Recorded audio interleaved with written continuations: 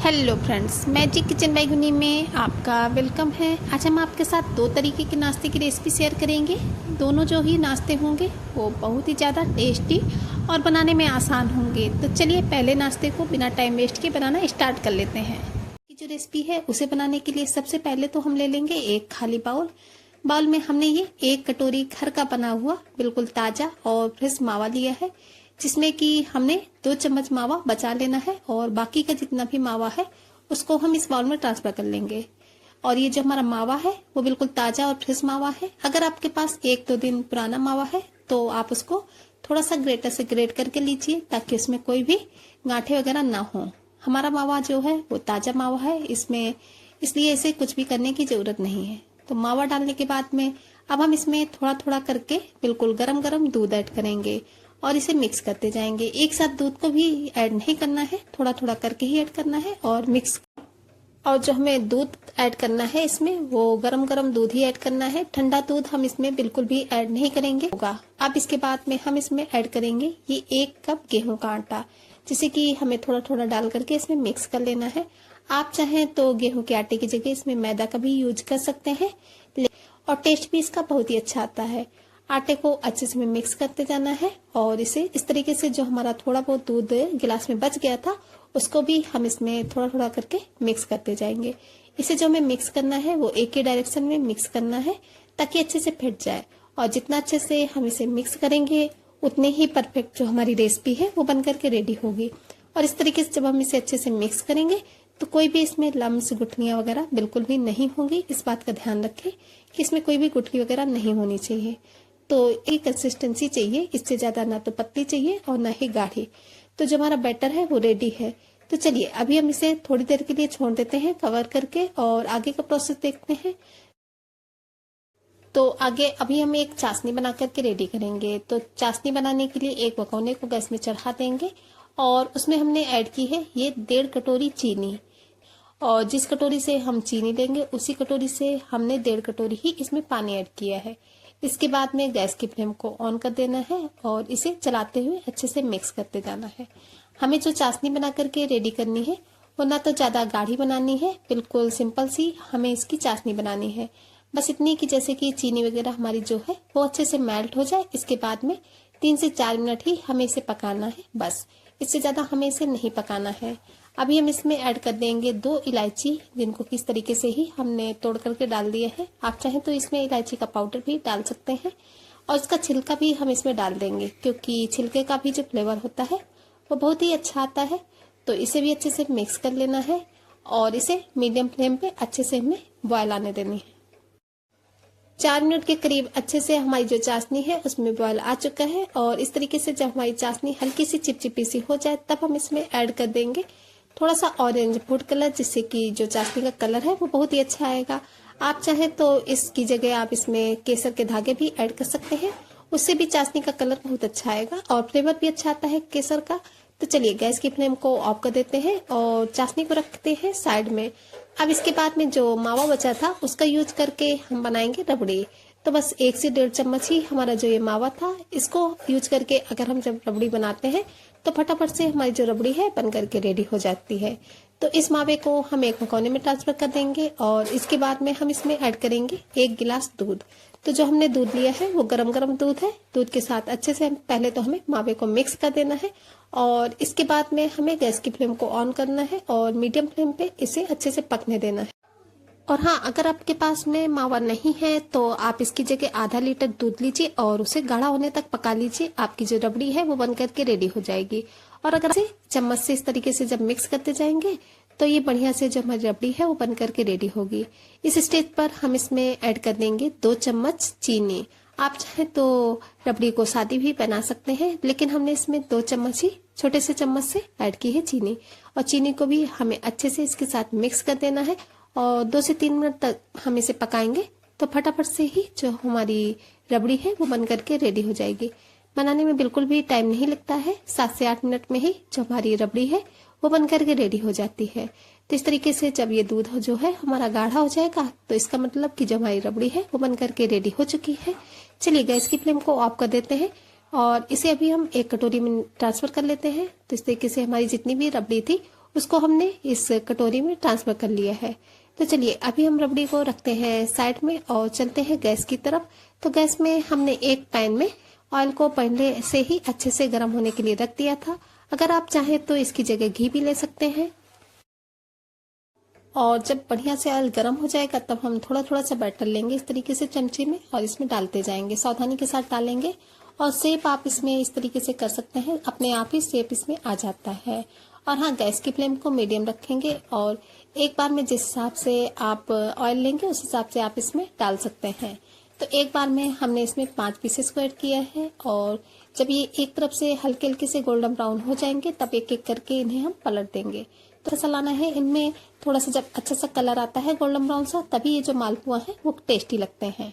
तो इस तरीके से जो हमारे एक बैच के मालपुआ है वो बढ़िया अच्छे से फ्राई हो चुके हैं। तो चलिए एक एक करके इन्हें एक प्लेट में निकाल लेते हैं और इसी तरीके से दूसरे बैच के भी मालपुए को हम इनमें फ्राई करके रेडी कर लेते हैं।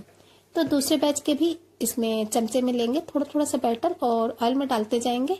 कोई भी शेप देने की इनमें जरूरत नहीं होती है, अपने आप ही ये जो मालपुआ है वो शेप ले लेते हैं। और तो लीजिए बातों बातों में जो हमारे दूसरे बैच के मालपुए थे वो भी बढ़िया अच्छे से फ्राई हो चुके हैं।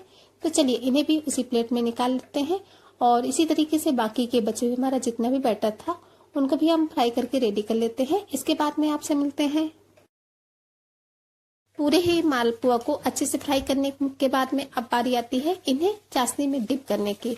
तो जब हम इन्हें चाशनी में डिप करेंगे तो चाशनी को हल्का सा गर्म कर लेंगे। तो हमने चाशनी को हल्का सा गैस में रख करके थोड़ा सा गर्म कर लिया है भगोने को और बस एक एक करके मालपुआ लेंगे और 5 से 6 मालपुआ हमने एक बार में चाशनी में डिप कर दिए हैं और इन्हें हमें पड़े नहीं रहने देना है। 2 मिनट तक हम इसमें डालेंगे और इसके बाद में ये पहले बैच के जो हमारे 5 से 6 मालपुआ हैं इनको हम प्लेट में निकाल लेंगे। 12 वाले भी हमने चाशनी में डाल दिए हैं और 2 मिनट तक इन्हें भी चाशनी में डिप रहने देंगे और प्लेट में निकाल लेंगे।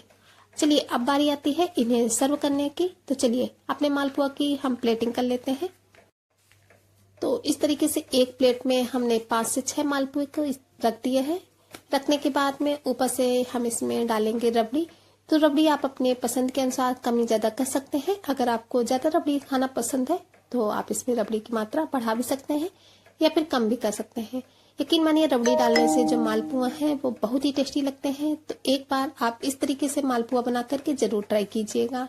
गेहूं के आटे से बनते हैं लेकिन टेस्टी बहुत होते हैं क्योंकि हमने इसमें मावा ऐड किया है। मावा डालने की वजह से बहुत ही टेस्टी से ये जो मालपुआ है वो बन करके रेडी होते हैं। तो ऊपर से गार्निश कर देंगे इन्हें हम थोड़े से नारियल के बुरादे और पिसे हुए बादाम के साथ में। आप इन्हें किसी भी ड्राई फ्रूट के साथ गार्निश कर सकते हैं और ऊपर से हमने इसमें थोड़ा सा चांदी का वर्क लगा दिया है जिससे कि जो हमारे मालपुआ है वो और भी ज्यादा अट्रैक्टिव लगते हैं। तो इस तरीके से रेडी हो चुके हैं हमारे बहुत ही टेस्टी से मालपुआ। एक बार आप इन्हें इस तरीके से जरूर ट्राई कीजिएगा। ट्राई करने के बाद में कमेंट बॉक्स में जरूर से बताना कि आपको हमारी ये मालपुआ की रेसिपी कैसी लगी। तो चलिए ये रेसिपी तो हमारी रेडी हो चुकी है। अब दूसरी रेसिपी को भी बनाना स्टार्ट कर लेते हैं। तो चलिए इसे बनाना स्टार्ट कर लेते हैं। तो सबसे पहले इसे बनाने के लिए एक बड़े से बर्तन में ये 2 कप के करीब आटा, क्वांटिटी आप कम या ज्यादा कर सकते हैं जैसा भी आपको बनाना हो, जिस हिसाब से आपको रेसिपी बनाने हो और जिस हिसाब से आपके घर में मेंबर हो। तो हमने लगभग 2 कप के करीब गेहूं का आटा लिया है। अब इसके बाद में हम इसमें थोड़ा थोड़ा सा पानी डालकर इसका डो लगा करके रेडी करेंगे। पानी जो ऐड करेंगे वो एक साथ नहीं ऐड करेंगे, थोड़ा थोड़ा करके ही ऐड करेंगे ताकि जो हमारा डो है वो बिल्कुल परफेक्ट सा लग करके रेडी होगा। और हाँ, इसे हमें बढ़िया अच्छे से सॉफ्ट सा डो लगाना है क्योंकि जितना अच्छा सा हमारा डो बनकर रेडी होगा उतनी ही परफेक्ट जो हमारी रेसिपी है वो बन करके रेडी होगी। इस वजह से डो लगाते वक्त इस बात का ध्यान रखना है। तो इस ऐसी ही कंसिस्टेंसी का जो हमारा डो है वो होना चाहिए। बिल्कुल परफेक्ट सा हमारा डो जो है वो लग करके रेडी हो चुका है। चलिए इसे कवर करके रख देते हैं 10 मिनट के लिए ताकि जो हमारा डो है वो बढ़िया अच्छे से सेट हो जाए। और जब तक हमारा ये डो सेट होता है चलिए तब तक एक बहुत ही टेस्टी सी परफेक्ट सी एक हम बना करके रेडी करते हैं फिलिंग, जो कि बिल्कुल यूनिक सी हमारी फिलिंग है। तो उसके लिए हमने ले लिया है एक कटोरी गुड़, जिसको कि बहनियां अच्छे से हमने चाकू से छोटा छोटा सा काट कर लिया है। वजन में देखेंगे तो ये लगभग 150 ग्राम के करीब गुड़ है। तो क्वांटिटी आप अपने हिसाब से कर सकते हैं, जैसा भी मीठा आपको खाना पसंद हो। तो हमने लगभग 150 ग्राम के करीब गुड़ ले लिया है और जिसको छोटा छोटा सा काट लिया है। 1 चम्मच हम इसमें ऐड करेंगे गाय का शुद्ध देसी घी, जिससे कि इसका जो फ्लेवर टेस्ट सभी बहुत ही ज्यादा बढ़ जाता है। इस वजह से 1 चम्मच के करीब घी इसमें जरूर से ऐड करें। ज्यादा घी नहीं ऐड करना है, 1 चम्मच ही घी इसमें ऐड करेंगे तो बहुत ही गजब का जो टेस्ट है वो आएगा। घी को पहले तो हम अच्छे से गुड़ के साथ मिक्स करेंगे, ताकि जितना भी गुड़ है उसमें घी बहुत ही अच्छे से मिक्स हो जाए। तो लगभग 2 मिनट तक हमने इससे बढ़िया अच्छे से मिक्स कर लिया है। घी जो है वो गुड़ में अच्छे से के साथ मिक्स हो चुका है। तो अब बारी आती है और भी चीजें ऐड करने की। तो सबसे पहले हम इसमें ऐड करेंगे ये आधा कटोरी ग्रेट किया हुआ सूखा नारियल। अगर आपके पास नारियल वाला बुरादा है तो आप उसको भी इसमें ऐड कर सकते हैं, लेकिन हमने ये सूखे नारियल को कद्दूकस करके इसमें ऐड कर दिया। 15 से 20 हमने इसमें ऐड की हैं किशमिश। ड्राई फ्रूट आप अपनी पसंद के अनुसार जो भी आपको खाना पसंद हो या आप खाना चाहते हो वो आप इसमें ऐड कर सकते हैं। सभी ड्राई फ्रूट्स इसमें बहुत ही टेस्टी लगेंगे, लेकिन हमने इसमें सिर्फ ग्रेट किया हुआ नारियल और किशमिश ही ऐड की है। तो बस इन सब चीजों को तो पहले हम अच्छे से मिक्स कर लेंगे। तो सभी चीजों को हमने बढ़िया अच्छे से मिक्स कर लिया है। जितनी भी चीजें हैं वो आपस में गुड़ के साथ अच्छे से मिक्स हो चुकी हैं। अब इसके बाद में हमने 1 छोटी कटोरी ये मावा लिया है, जिसको कि बढ़िया अच्छे से कद्दूकस कर लिया था, क्योंकि मावा जो था सूखा मावा था, इस वजह से हमने इसको बढ़िया अच्छे से कद्दूकस कर लिया है। अगर आपके पास मावा नहीं है तो आप इसके बिना भी इसे बना सकते हैं, कोई फर्क नहीं पड़ेगा, रेसिपी बहुत ही टेस्टी बनेगी। बस हाँ, घी की क्वांटिटी आप 1 चम्मच की जगह 2 से 3 चम्मच कर सकते हैं, बहुत ही टेस्टी लगेगा। मावा को बढ़िया अच्छे से हमें गुड़ और ड्राई फ्रूट्स के साथ मिक्स कर लेना है। जितना अच्छे से हम इसे मिक्स करेंगे उतनी ही परफेक्ट जो हमारी फिलिंग है वो बनकर के रेडी होगी। तो मावा को हमने बढ़िया अच्छे से गुड़ और सभी ड्राई फ्रूट्स के साथ मिक्स कर लिया है। अब चलिए इसमें डाल देते हैं 1 चम्मच के करीब सोंठ का पाउडर, जिससे कि इसका टेस्ट कई गुना ज्यादा बढ़ जाता है। सोंठ का पाउडर जरूर से ऐड करें, बहुत ही अच्छा टेस्ट आता है इसका, और इसे डालने से इसका टेस्ट बढ़ जाता है। और सोंठ जो होती है वो हेल्दी भी बहुत होती है। ये जो रेसिपी है वो टेस्टी भी है, हेल्दी भी है, बिल्कुल परफेक्ट है।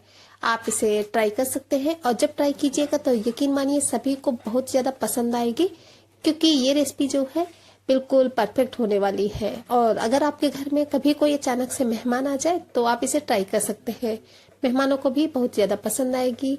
क्योंकि कभी कभी हम लोग होते हैं ना, वैसा खाते खाते चटपटा तीखा खाने का, कुछ मीठा खाने का मन होता है, तो उस स्टेज पर आप इसमें ये सब चीजें डाल करके और फटाफट से इस रेसिपी को बना सकते हैं। हमने इसमें आधा चम्मच के करीब सोंठ पाउडर और ऐड किया है, जिससे कि इसका टेस्ट और भी ज्यादा अच्छा आएगा। तो पूरा मिला करके हमने इसमें 1.5 चम्मच जो सोंठ का पाउडर है वो डाला है। इसे भी अच्छे से मिक्स कर लेंगे। तो लीजिए, हमारी जो बिल्कुल अच्छे से परफेक्ट सी जो फिलिंग है वो बन करके रेडी हो चुकी है। तो इसे रखते हैं अभी हम साइड में, और जो हम आटे वाला डो लगा करके रखे थे, चलिए उसे चेक कर लेते हैं। डो को रेस्ट करते हुए लगभग 10 मिनट के करीब हो चुके हैं, और जो हमारा डो है बिल्कुल परफेक्ट अच्छे से सेट हो चुका है। हल्का सा हमने इसमें घी लगा लिया है। घी लगाने के बाद में अब हम इसे थोड़ा सा मस लेंगे 2 मिनट के करीब, और इसके बाद में पहले तो इसे हम 2 पार्ट्स में इस तरीके से डिवाइड कर लेंगे। 2 पार्ट्स में डिवाइड करने के बाद में अब बारी आती है इसकी लोइयां कट करने की। तो जब हमें इसकी लोइयां कट करनी है वो थोड़ी बड़ी बड़ी सी कट करनी है, जैसे कि हम रोटी वगैरह बनाने में लोई कट करते हैं, बस उसी साइज के। तो ये आधे पार्ट्स में हमारी जितनी भी लोइयां, लगभग 6 लोइयों को हमने कट करके रेडी किया है। एक लोई उठाएंगे और उसे इस तरीके से हथेली में रखते हुए चपटा करेंगे और पेड़े का शेप देंगे। तो इस तरीके से हमने इसे पेड़े का शेप दे करके रेडी कर लिया है। इसी तरीके से बाकी के बचे हुए हमारा जितना भी डो है उसको पहले तो हम पेड़े के शेप में बना करके रेडी कर लेंगे। हल्का हल्का सा हाथों में घी लगाते जाएंगे, ताकि जो हमारे पेड़े हैं बिल्कुल परफेक्ट अच्छे से चिकने से बनकर रेडी हों। तो चलिए, पूरे ही डो से सभी पेड़े हम पहले तो बना करके रेडी कर लेते हैं। तो इतने से डो में हमारे जितने भी पेड़े बन करके रेडी हुए हैं उतने पहले तो हमने बना लिए हैं। अब इसके बाद में एक पेड़ा लेना है हमें, और उसको इस तरीके से उठाएंगे और अंगूठे की सहायता से इसमें हम बीच में थोड़ा सा गड्ढा करेंगे। और इसके बाद में जो हम फिलिंग बना करके रखे थे मावा गुड़ वाली, उस फिलिंग को हमको इसके सेंटर में रखना है। 1 चम्मच के करीब हमने भर करके फिलिंग ले ली है और इसमें बीच में रख दिया है। अब हम इसे अच्छे से कवर करेंगे, अंगूठे की सहायता से फिलिंग को अंदर करते हुए फिंगर की सहायता से ऊपर से अच्छे से लॉक करेंगे। इसके बाद में इसे इस तरीके से चपटा कर लेंगे।